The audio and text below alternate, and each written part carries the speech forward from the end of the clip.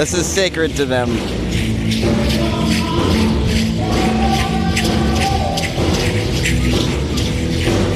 Hey everybody, it's Jeremy McNally with both Strategy Media and Relief Alliance. I'm here at the Miccosukee tribe on International Earth Day. This is where we respect the earth and all it's provided for us. I want you to take a look. We're at the Miccosukee tribe. We're painting something actually. We just painted a heart, but we have somebody here. What's your name? My name is Will Larkin. It's nice to meet you. It's nice to meet you, Tessa. What does Earth Day mean to you, and what brought you here?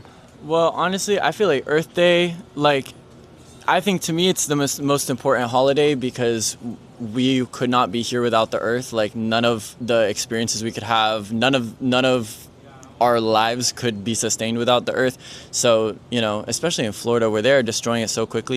I think the statistic is like 15 acres of wildland is cleared every hour in Florida. So, if we continue that way, we're not going to be able to live in South Florida. If you poison the Everglades, we're not going to have water. So I think it's very important to show up and celebrate the earth, but also do something about it. I couldn't agree with you more. And so what brought you to the Miccosukee tribe? Well, I always like this event. I live right down the street, so it's the closest Earth Day event to me. I have quite a few friends who come to this event as well, so it's always good to socialize. But today specifically, I'm also handing out some information because the Miami-Dade County Commission is voting the day after Earth Day on whether or not to build a 160-acre parking lot in the Everglades, and then also 100 acres of office building and tractor storage in a wetland past the urban development boundary. So it's bad, obviously, because it destroys the wetland, and once you pave something, it's really difficult to restore. But second, it would set up a really dangerous precedent that we can develop past the urban development boundary. The urban development boundary is the reason Congress agreed to give us so much money for restoration in the first place. So this is just all around terrible. So I'm trying to get folks to sign a petition about it and also let them know that they can show up and say something about it on Thursday at 8 in the morning. And, the thing I like about interacting with local government, even though it is corrupt, is you can actually bully them into doing the right thing. So that's pretty cool. Yeah, I love what you're doing. 150-acre parking lot. That's a lot of land down here in the Everglades that they're gonna snatch up. So, can you tell people where they can go to sign that petition? I don't know the exact website. It's on the Hold the Line Coalition website, but I just got the QR code. But if you go to the Hold the Line website, you should be able to find it. Or I don't know if this is coming out before Thursday, but 8 a.m. at the Miami-Dade County Commission, which is at Stephen P. Clark Government Center in downtown. You can show up and do something about it. But if you're watching this and you're not in Florida, if you're watching this and you're not in Miami, I'm sure there's some fight you can get involved in. Unfortunately, this sort of thing is happening everywhere. It's crazy to think, you go out to Big Cypress and stuff, and in just a space of how big this painting is, how many different life forms can be in 1 square foot, So 170 acres of death, of just of lifeless land. It's really sad. It is sad, and it's nice that we have people like you stepping up, and we need more people like you to step up, and that's what we're here for, is to drive awareness around these types of things. And for the Miccosukee tribe, we want to help them out, and I love what they're all about. I love what they do for the communities. And man, I'm Jeremy, by the way, and it's nice to meet you. Nice to meet you. Yeah, no, thanks for pulling up. You can't have any sort of restoration, any sort of conservation. It is basically useless if you don't involve indigenous tribes, like the people who have been stewarding the land, the knowledge that has been here way longer than scientists have been here. So important to bridge that gap, Well, if people want to hear your advocacy, where can they find you? Are you on Instagram or anything? Yeah, I'm on Instagram at Ocean Alligator, and my TikTok is Ocean Everglades, but you can reach me better on Instagram. I make a lot of educational content about the Everglades and the developments and the mess going on in Florida. That's awesome. I'm looking forward to checking that out. Awesome. All right, man. Take care. Nice to meet you.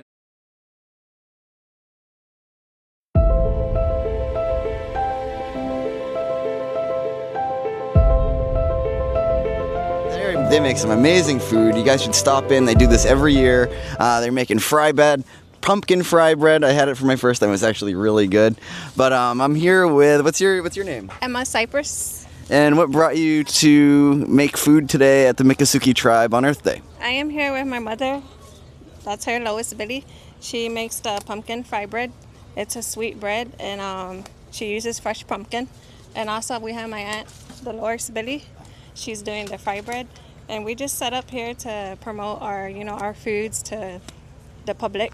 Yeah. So it's a good event to come and try native indigenous foods. So this food's very cultural, very traditional. Has this been good? Dates back, from the beginning of time with the Miccosukee tribe, or is it something that's kind of evolved over the years? It's something that's kind of evolved over the years. I know back then, we didn't have the flour, of course. So when that came into play, that's when we made our own variations of different things, which we now consider as part of our traditional foods. That's awesome. So what is there to do for fun around here? Like, if you live around this area, how can people enjoy the Miccosukee land and really experience Earth for what it is? You can decompress. Yes. We're outside of Miami. There's no crazy traffic. It's very peaceful. We got Shark Valley next door. So if you're into bike riding, just get on the bike and head over there for the 15-mile roadway that they have over there. And we have a lot of family get-togethers in our back homes. We have something similar to this. This is called a cooking chickie. And so a lot of families get together there and, just socialize and cook over the fire like how we are right now. So, I love that. So it's very, very close-knit. It's just like one big family very here. community-based. Yeah. Mm-hmm. Well, thank you. And where can people find you if they want to follow what you're doing and, at the Miccosukee tribe, or you personally? We don't have an Instagram or anything, so we just kind of pop up whenever the tribe does put on events. Yeah. So we don't know where we'll end up next, but Yeah. Well, if you do want to support them, they have a Cash App, Emma Cypress. You can Cash App them a few bucks. They're doing some really great things here for the community on Earth Day. It was a pleasure interviewing you. Thank you. Thank you.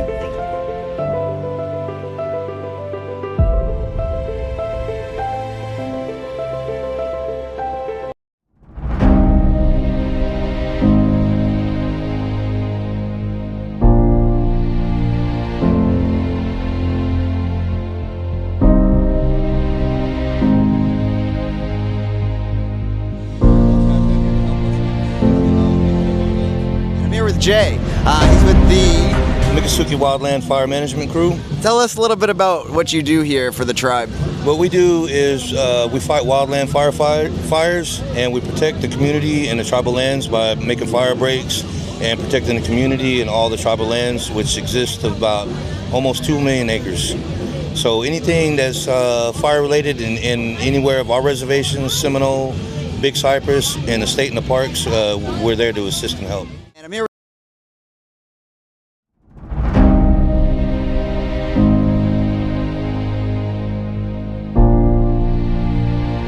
Amazing, man. So that's a lot of acreage. It is, and especially for a four-man crew.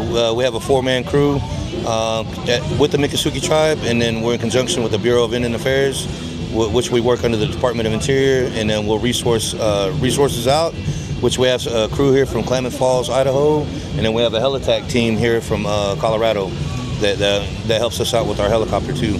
With a bucket. I was actually going to ask that. Since you're like a 4-person team on that much acreage, do you partner with other organizations? And there's a new program called the Wildfire Response Team now. So it's all the agencies that work under the Department of Interior, United States. We're all under one roof now. I like to call it the NWO, the New World Order. But it's everybody in conjunction, which means more resources, faster response time, and a lot more people to help fight fires. That's amazing. So if somebody we have a lot of youth listeners, we have a lot of people that listen to us. If somebody wanted to get involved doing what you do, how would you say they would get started doing that? Or even if they wanted to help out the tribe, or we have classes you have to take, which is the S-130 and the S-190, which is the introduction to wildland firefighting. And then you'll have to take the ICS 100 and ICS 700, which is the incident command system, which you would learn like the chain of command, and like say there's a medic tent over here. When you pull up to a fire, it'll show you the steps you have to go through. And for the kids that want to be wildland firefighters, the Forestry Service holds classes every quarter, which will be every 3 months, and they're for free. And you just have to look online. And the NWGC, which is the National Wildfire Group, they have the courses online that you could take, and then you could take the classes through FEMA online too. So everything's pretty much online, or you can wait every quarter to do it in person. It's a 32-hour class with an 8-hour field day, And the ICS class is a 2-day class too, which is a 16-hour course. And other than that, though, if you got 7 days to spare, you could pass it. And then we'll have a physical pack test, which is a 3-mile walk with a 45-pound vest. You have to do that in 45 minutes or less and pass a medical evaluation. Piece of cake. It's a piece of cake. Piece of cake. But as long as you work out and run and stay in shape every day, the pack test will be pretty simple for the guys, yeah. And the girls too. We accept women too, you know. Yeah. And there's so many positions within the forestry service, PIO, what you're doing, law enforcement. There's so many things you could do besides being on the fire, fighting a wildland fire. Heavy equipment bosses. You can work on the helitac crew. There's so many outlets in the fire program. Yeah. It's just about getting out there and figuring out what there is to be interested in and then go after it. And you heard that if you want to get involved doing what he's doing, it's 7 days. It's not a long commitment. It's something you're giving back to the community. You're helping the land. You're helping the people. Honestly, it's an honor interviewing you, man. How could people find you if they wanted to follow you and your crew? We're actually in the process of making up a page. But if you look... Your future name, I guess. Yeah, well, it would be under Miccosukee Wildland Fire Management. We'll have an Instagram, Facebook, and a TikTok, and a Twitter. We'll have all that up shortly. It's just that we've been so busy, we haven't had time to sit down and do any admin work because we're in the field 24/7. When we get called out on fire, you do a rollover of 14 days straight, no days off except when it's raining. So we've been pretty busy since January. Yeah. And now that Florida's still in the severity, which will go into the first week of June, we really don't have time for anything else but to go fight fires, man. We were just camping last night at the Midway campground. No fires allowed, yeah. Yeah, well, there was actually a fire last night just a little bit down the road from y'all at Jetport, where the Alcatraz prison is. Oh, man. Yeah, Alligator Alcatraz. There was actually a fire right there next to that last night. Oh, crap. Yeah, so y'all got to look up, look down, and left and right, man. You know what I'm saying? Like, you always got to keep your eyes peeled, pay attention to the weather. That's part of my job every morning is waking up, checking the weather. You have to check the precipitation, relative humidity, because the hotter it gets, the more the relative humidity goes down, and that's more fire danger than anything. And the freezes that we've had these last couple of months didn't help out. They killed everything as far as the vegetation, and that's why we're in such a severe fire danger as we are now, you know. Well, man, we'll help out however we can. If you need help on your social media stuff, let us know. Info too, man. I'm glad to check that out, man. I will, actually. We'll swap right now. Yeah. And thanks. Happy International Peace Day, Earth Day. Earth Day, Big Mama Day.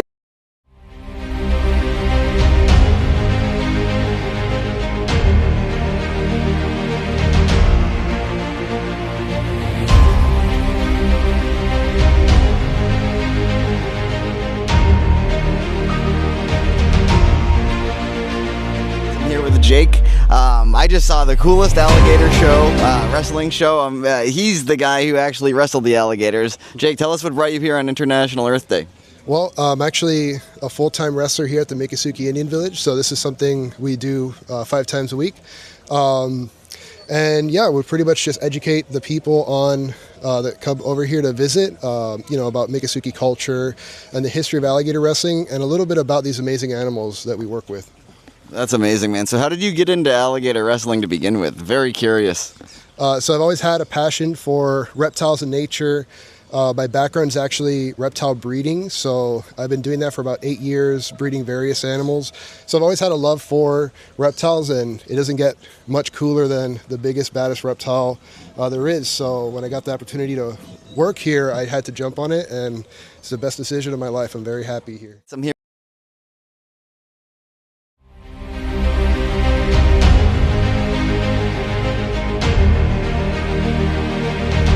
I gotta say, you do have the coolest job in the world. In Florida, Miccosukee tribe. Man, how can people find you if they want to find you?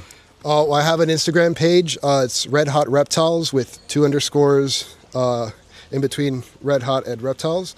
That's pretty much where you can find me if you're interested. Red_hot_reptiles. Follow him on Instagram. Man, it was great interviewing you. Thank you for the show. It was awesome. Yeah, anytime. Thank you.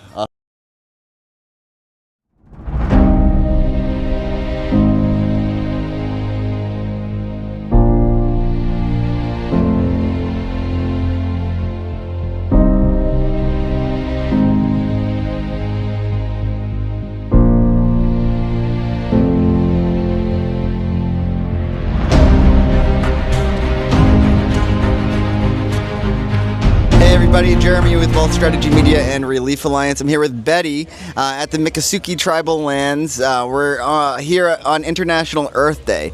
As you can see from all the content we've been getting, there's a ton of stuff going on. We watched an alligator show, a lot of vendors doing some really cool stuff.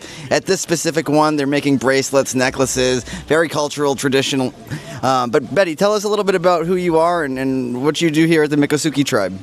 Well, I'm a member of the Miccosukee Tribe of Indians of Florida, and I'm really into environmental conservation because growing up as a Miccosukee indigenous person, we have that connection with the landscape. In our identity and our culture and everything about what we do is all interwoven with the planet itself, with this ecosystem that we really need to protect. And I do a lot of environmental advocacy, like for today for Earth Day. It's a way to celebrate the earth, also to educate about the earth. And we invite people that do many different things that are helping the environment, trying to give them opportunity to share that information with the public, but also it's like a birthday party for the earth as well, because learning should be fun. I'm a former teacher, so learning should be fun. And I learned a long time ago, if the students are engaged and having fun, they're learning all this information and they retain it better versus just putting it on a piece of paper.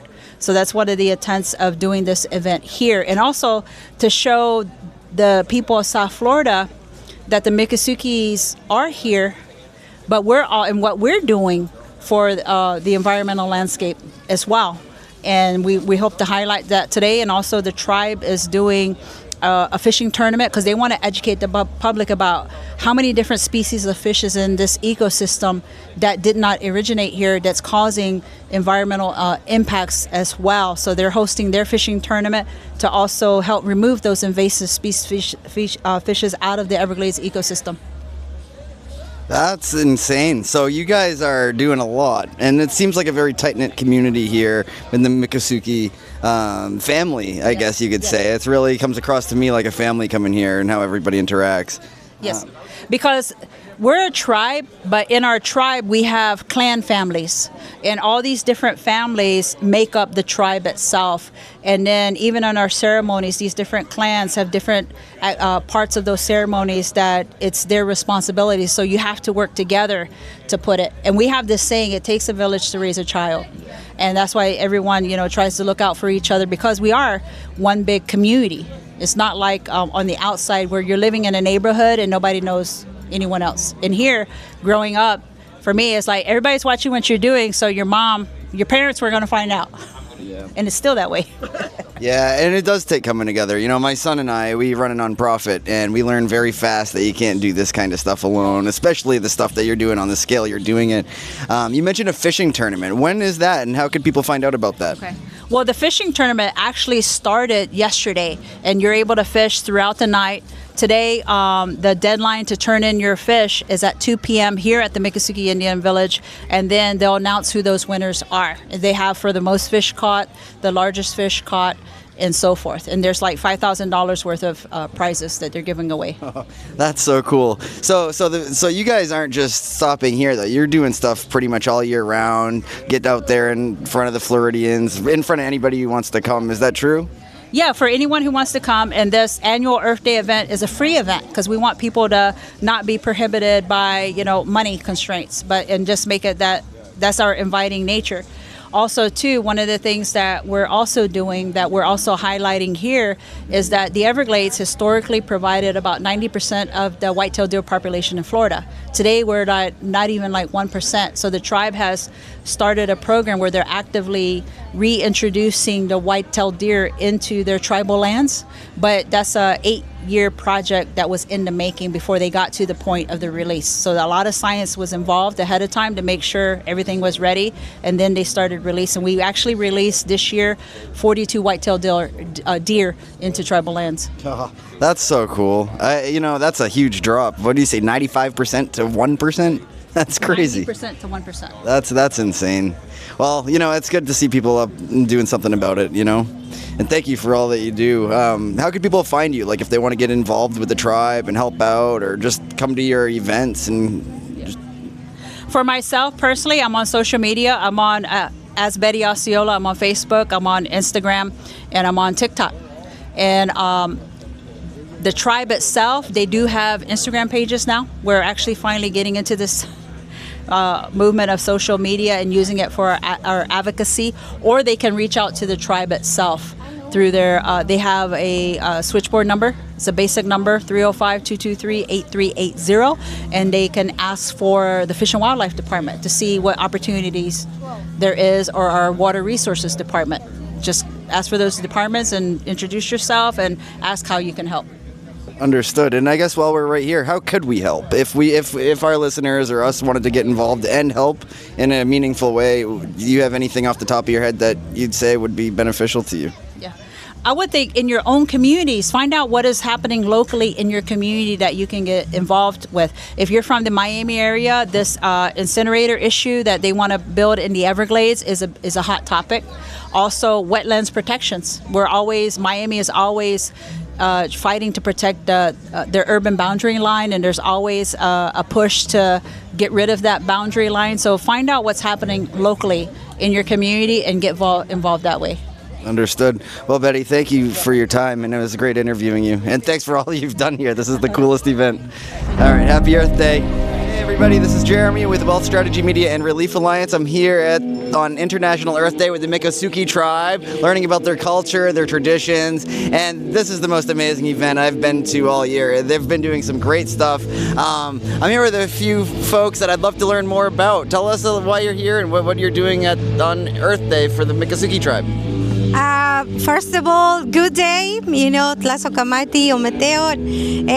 We come from Mexico and other parts of Turtle Island, but we live here in Florida. So we're an Aztec dance community that we follow our traditions, and we have beautiful relations like Miccosukee, Seminole, and we're here today, to keep praying for Mother Earth, to do our prayers through motion, because that's what we do. The dancing, it's movement, but it's prayers. And we're just having a beautiful day here at Miccosukee. ¿Quieres decir algo? Well, this is really beautiful medicine that we share there with the drums, with our steps, with sacred instruments, and it feels really beautiful to be part of it. And I think the crowd can feel it too. We see their faces whenever we finish, and they love it. So are you performing in the amphitheater, doing your dancing? Oh my gosh, that is so cool. Have you already been up? Yeah. You are? You're going up again today? No, that was it for the day. You're going to demonstrate a dance move? Of course. Yeah? Oh, let's do it.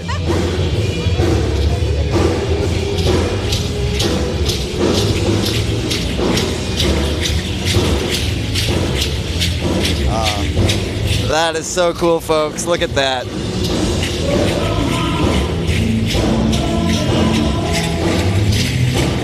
This is sacred to them.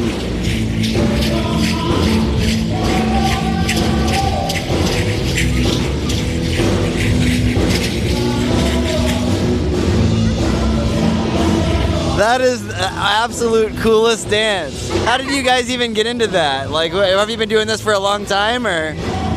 We've been doing this for like at least 20 years. Really, we have a community all over the states. We come from Mexico, but the danza is a tradition, so it's passed on by generations. So my mother is dancing, my children are dancing, I'm dancing, my sister. So it's basically family-based, community-based, and everybody's welcome. Well, how can people find you if they wanted to follow you and watch your dances? We are on social media, Instagram, Ameyal, MCO. Ameyal is spelled AMEYAL, MCO, gmail.com too, if you guys want to send us an email. And then we also have Tonalxochitl, which is a little hard to say. TONALXOCHITL, Tonalxochitl on Instagram. Well, follow them, check out their site, follow them on socials, and definitely if you get a chance, come out and watch them dance. You saw it for yourself, they do a great job. But thank you, it was a pleasure to interview you. Thank you. Thank you. Take care.